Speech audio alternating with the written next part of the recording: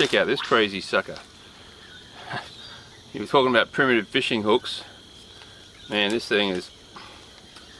I can't even break these thorns off. Check that thing out. That's insane. Definitely gonna have to utilize these at some stage to make another primitive fishing hook, because they're the best barbs I've ever seen.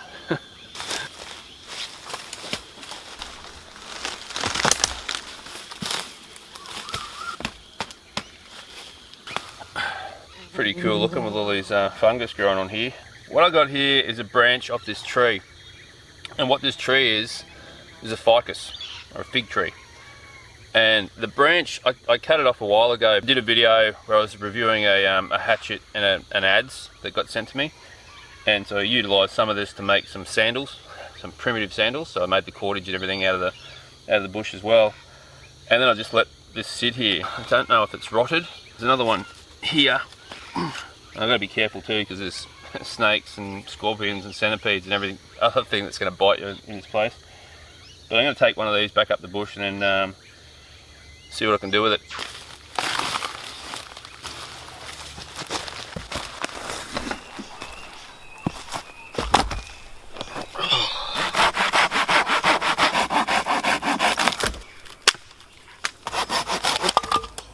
Well, that seems a bit more solid. Thank goodness. What I'd hope to make is a boomerang. Now I know you'll say, yeah, boomerangs are made out of a piece of wood like that. It's naturally bent, and a boomerang made from just a straight stick is just a stick. However, what I wanted to try to make is a boomerang made from two straight pieces of timber joined together. If I shape all this now, glue it together, do everything I want to do with it, I could come back in a couple of days time and the whole thing's all cracked apart and useless. So I'd rather let it dry out for at least a week to see what sort of cracking I've got with it. These cracks, I don't know if they're going to travel right up through here, right down through here. I might end up with nothing out of this. Wrap it up with some old sheet that I've got and then put it in the shelter. And that way it can just slowly dry. I don't want to leave it out in the sun where it's going to dry really fast and then it will crack, and come back and see what we're dealing with. Geez, I like the challenges, don't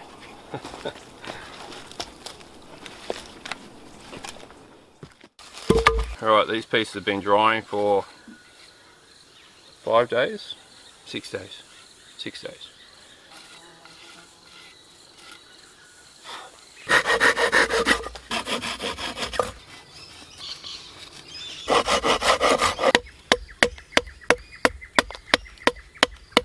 Alright, well that's pretty much the shape that I want, the outline. So I cut these angles here so it's easy for me to line them up.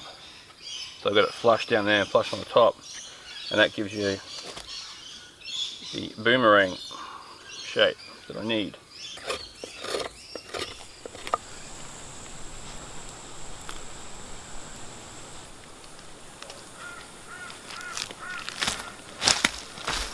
Just collected this charcoal from an old fire I've got. It's around the corner. It's all wet, or mostly wet. We've had a lot of rain here, but that's going to be in my favour, because when it's dry, when you crush it, it goes all over the place. But when it's wet, it just goes to mush, like you just turn it into a paste, and you can spread it out and dry it, and it's a lot easier to process that way. Or I've found that anyway.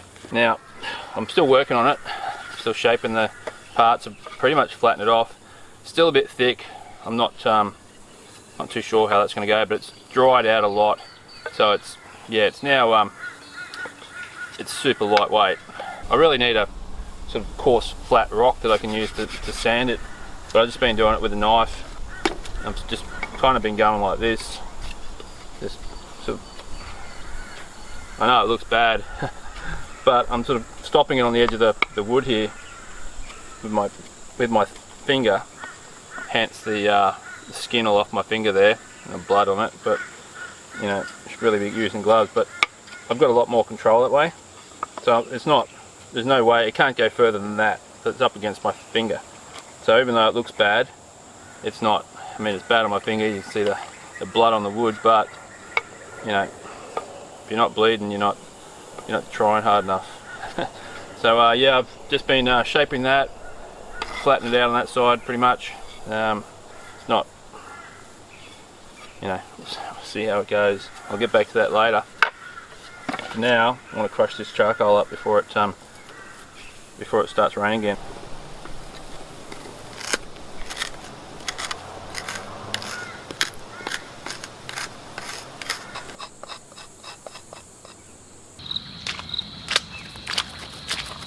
We've had so much rain. There's been local flooding and pretty hard to come out here and film when I can't put my camera out in the rain. However, we will continue.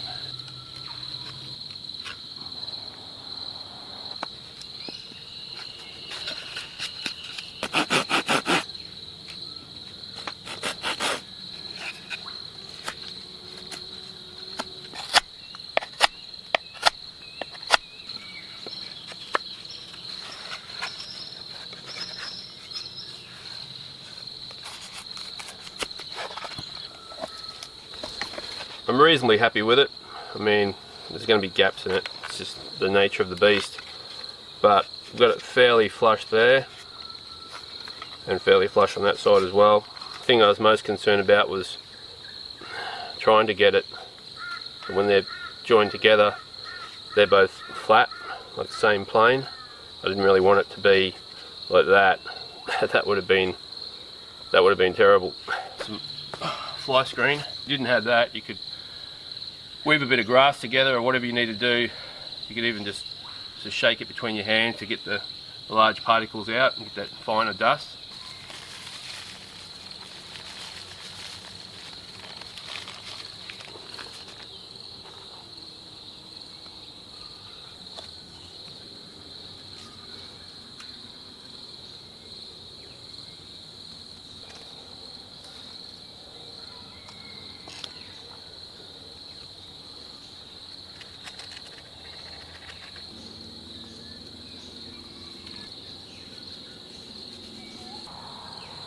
I know I've got all this wood here, but I need some smaller stuff.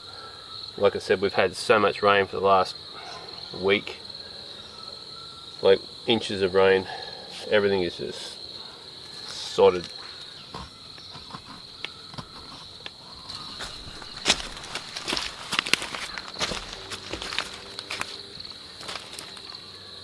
Alright, well this is where I had my fire to get the pine tar, but as I said, we've had a heap of rain, so I'm going to have to move my fire over a little bit so it's not sitting in a big pile of water.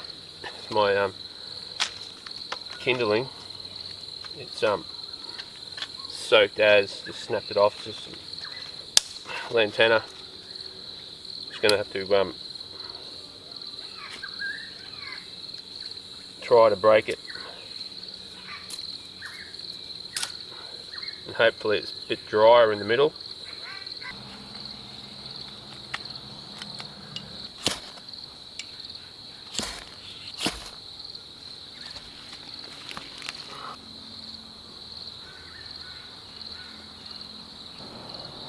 I think it's just starting to rain again. That's all I need.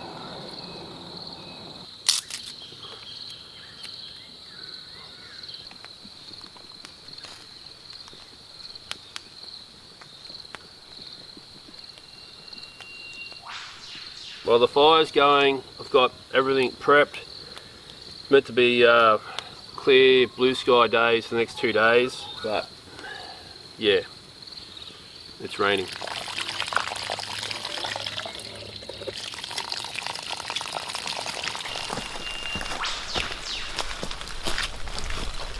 Alright, well, I got the camera tucked in under a tree as best I can.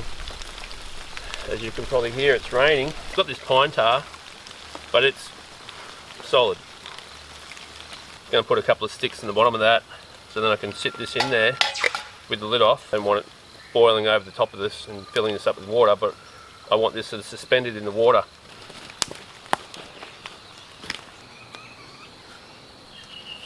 The problem is the rain is now dripping into my pine tar.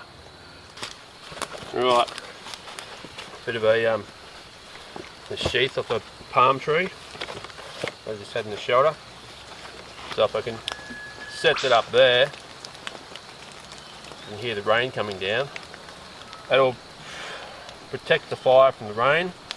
It's also going to protect the pine tar from getting rain in it. Sit that lid on there for a second. Get something knocked up and I'll get back to you.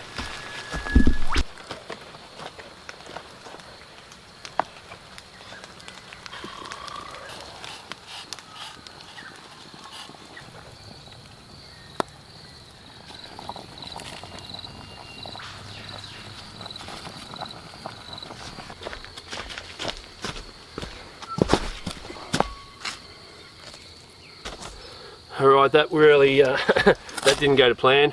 I've got pine tar all over my gloves. That's alright, I can get that off later with some terps. Transfer some of that into here with my charcoal.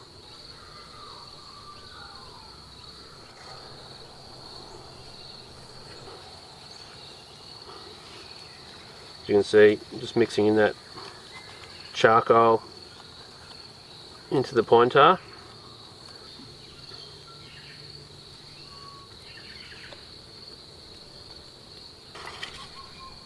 Get my halves together.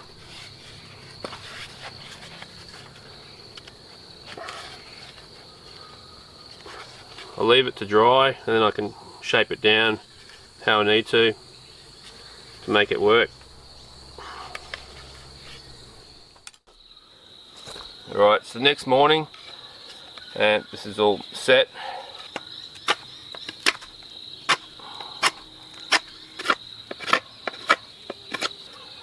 Only way to find out what I've made and see if it's going to hold together is to go try it out. And obviously there's a lot of trees around here, I can't try it out here, so I'm going to take this to a park. Well, this is definitely a change of scenery. I'm standing here on a cricket pitch on an oval surrounded by houses. There's a river just over here. There's people walking dogs and runners and everything going on around me. Hopefully it doesn't break in half. Even if I just throw it, it just hits the ground and bounces off the ground, but it stays together. It's a success. It proves that you can join two pieces of wood together with pine tar, and with a bit more shaping and work on it, you can make a boomerang out of it. That can be a returning boomerang. It's just that I can't make it because I don't have the skills. I'm a bit nervous that this thing's gonna break first throw, but wind's coming from that direction, so I'm gonna throw it out here, away from the wind, and we'll see what happens.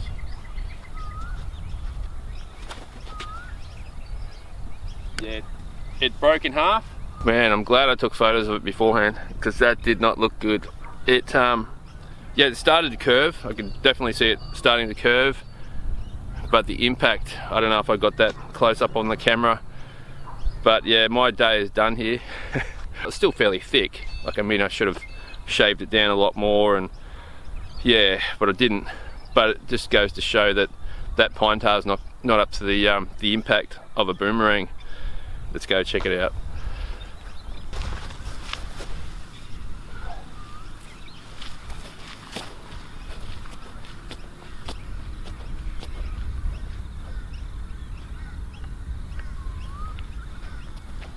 Alright, well, I shouldn't write the old pine tar off so quickly. First of all, it went 30 meters before it made impact with the ground, but the pine tar, it's intact. What broke was actually the timber. It snapped the timber. So the two-piece boomerang isn't a write-off. It's not the pine tar is up to the challenge.